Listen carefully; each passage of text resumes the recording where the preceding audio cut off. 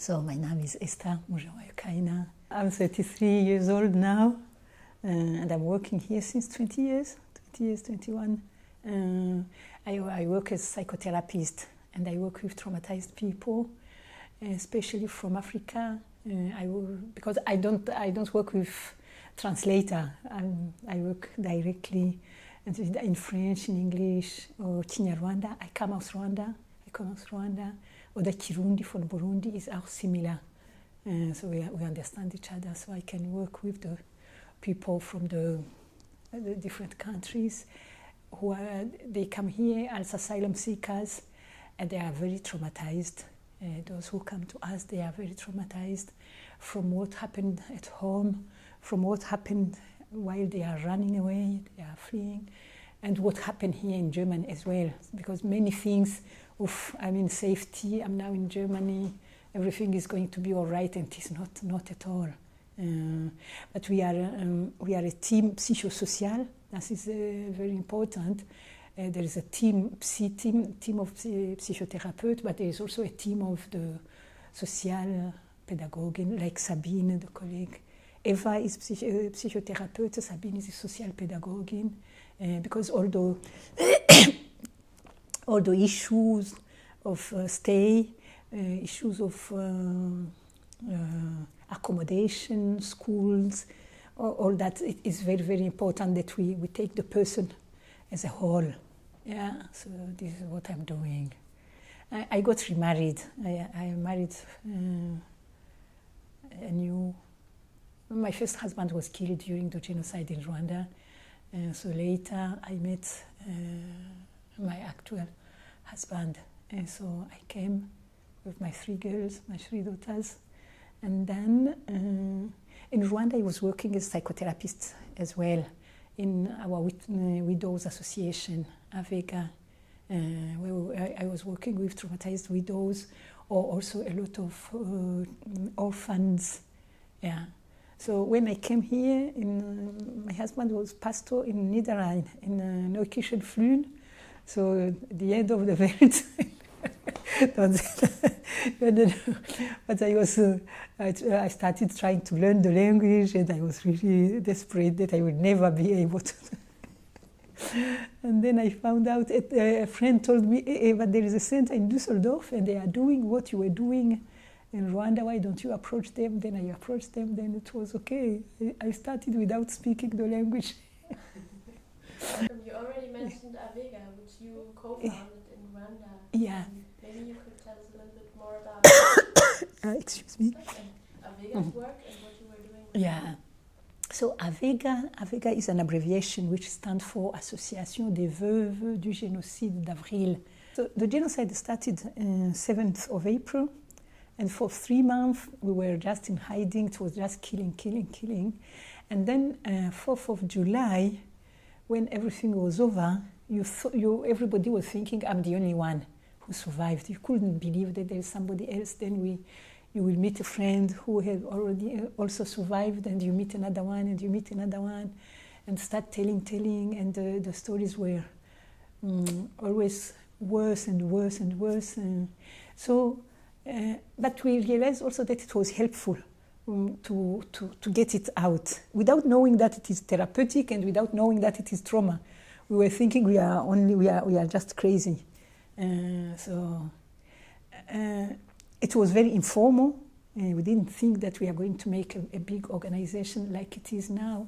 But so we started slowly, and in the end it became really a formal organization where we realized that it is therapeutic to have another family again, because you were there.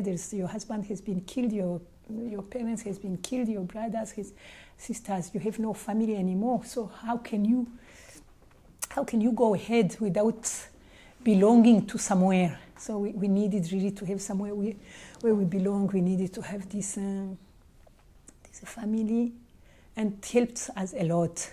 So from the crazy women that we were, because we were really thinking we are crazy. You were looking at your reactions and how you are doing things, and you don't recognize yourself. You say, no, this is not the woman I used to be. I was a sociologist, I have my master in sociology, and here I am, and when I cook for the children, I will forget that I have already put salted, and I put it 3 times, and nobody cannot eat. Or then another friend said, I went out, and I didn't recognize, I couldn't find back my way at home. Before you were very clear, so what is going on? Or you realize when you come out, people are looking at you a bit funny, but it is because you put your dress ups and down. And so things like that. Or getting very aggressive and making things we were not making before. And this is why we were saying we were afraid of being crazy. But it helps to find out that you are not the only crazy, there are others who are also crazy as you, or even more. But then this is when we realize also that, no, it is not us who realized. It was a psychiater, a British psychiater who came to us and who told us, women, you are not crazy. What happened to you was crazy. What happened was crazy. You are not crazy. How you are reacting, the abnormal you think is not normal, is really normal for where you come from. So this the whole theory of traumata, the symptoms and everything. So we started really doing it, and it was helpful. But we also have not only to work on our traumata, we have to work on everything. There was no house anymore, so we started trying to get funds so that we can build for those who have no home anymore, because the homes were also destroyed. We started doing everything. I remember in the NGOs they ask you to be specific, and we could not be specific. We needed everything. So we also have to deal a lot with the health.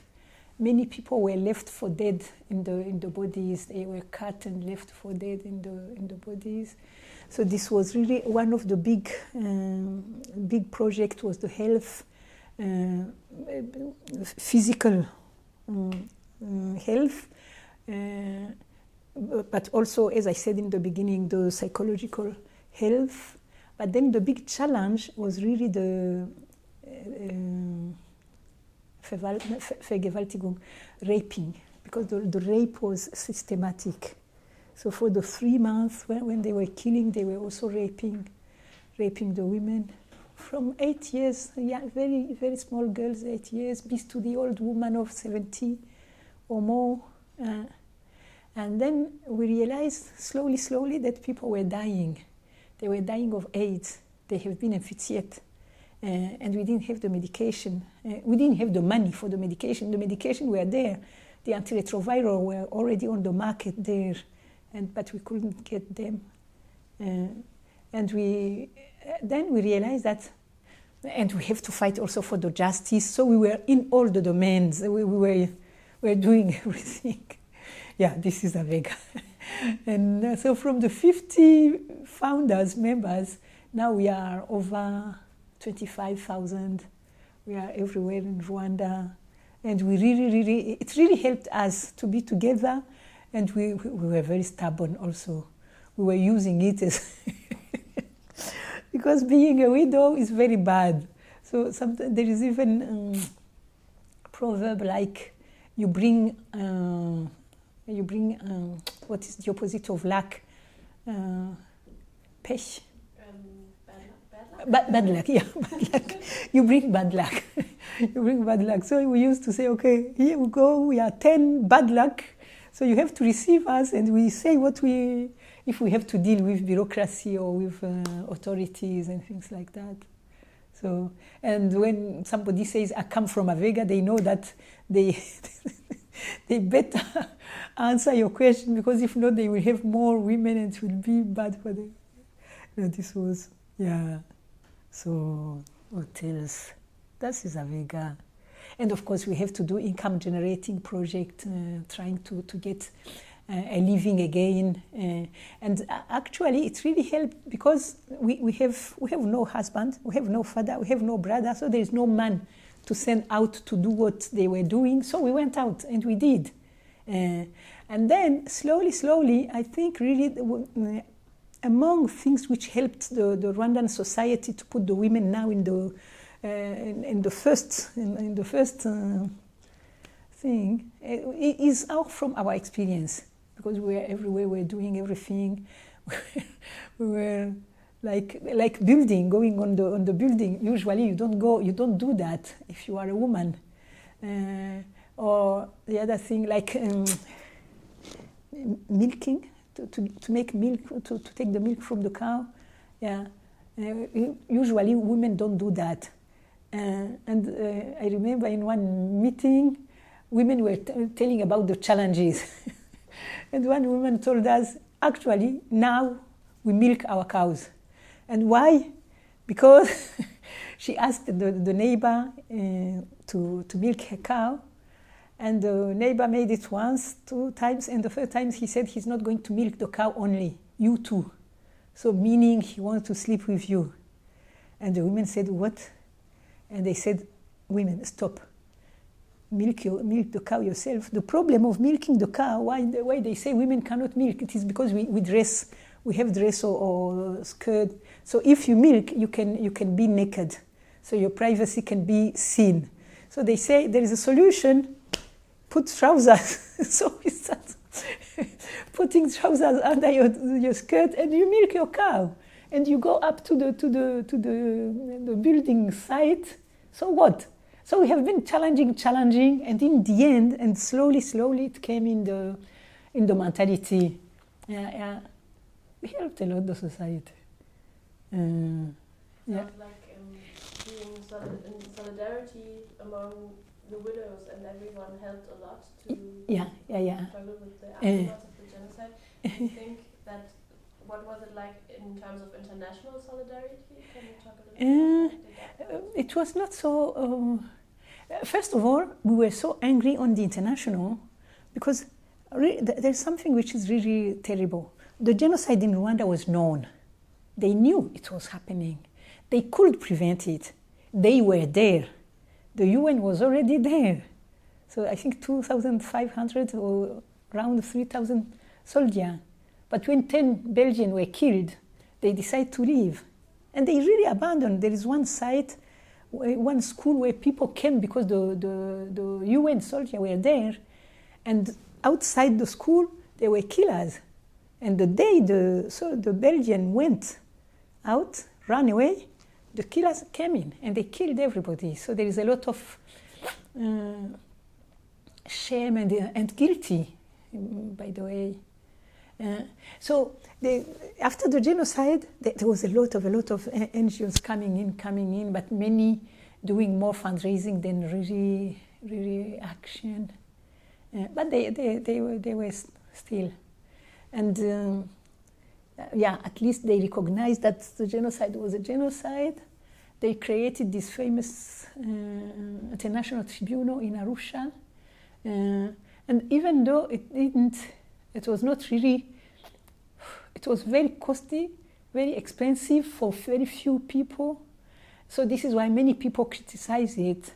But for me, I always say, at least it is a very strong symbol. Yeah, at least now to kill a Tutsi is a criminal act. Before it was not. They have been killing since 1959. So now it was really, at least in 1994, few people have been brought to the justice. Yeah. But what I wanted to say with the international community abandoning us, this has been also a lesson for Rwanda. Then you count on yourself first, and you can count on the others after. They didn't. They don't care. And they were cynical. There were some. I think this was Mitterrand, the French president, who said, by those people, it is very normal.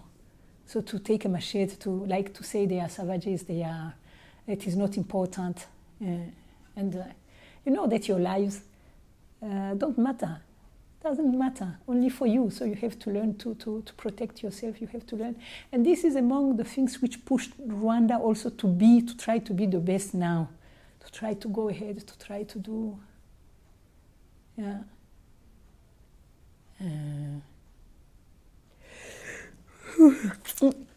And talking of the justice, the people who committed the genocide, or those who organized the brain of the genocide, many were very intellectual. Many were doctors, professors, and things like that. They studied here. They studied in Germany, in France, in Belgium, and they were the first to run away and to be very welcome here. So whenever we have tried to get to catch people who are here, it was not easy. Belgium is a little bit better, but like France, we have been trying hard. No way. Here in Germany, sometimes we catch some people. I was reading how Fritz Bauer was doing, so it is interesting. Like here in Germany, there was how do you call them? Commissaire. There was somebody in the justice here who was really cooperating with the French, the others, the Hollander, to catch the genocidaire.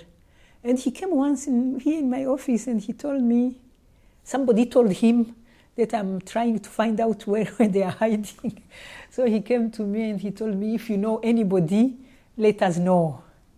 So I remember one day there was a young boy, a young survivor in Belgium, and he went to my friends from Avega who are also now in Belgium, and he told them, I know that you have a friend in Germany, and the man who killed my father, his father was burnt alive in 90, before the genocide, when the war started in 90, and it was the part where the RPF entered.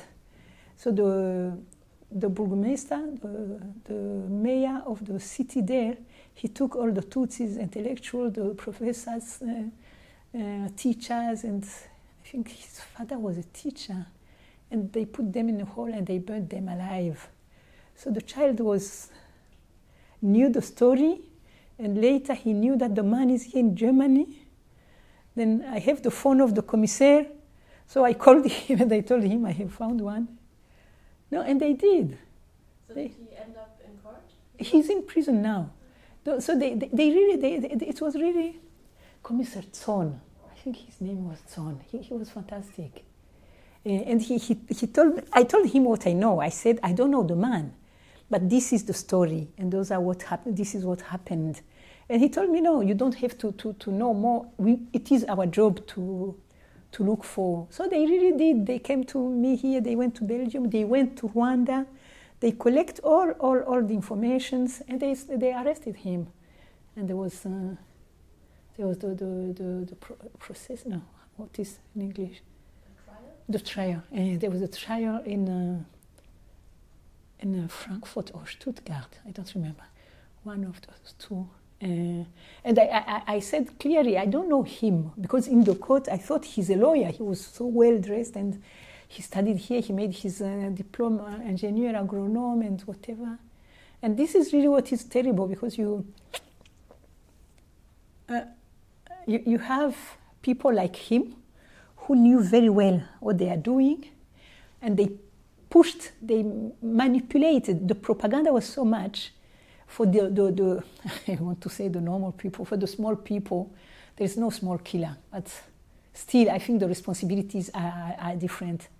So when you take people and you tell them those ones, they are not really Rwandese, they come from Ethiopia.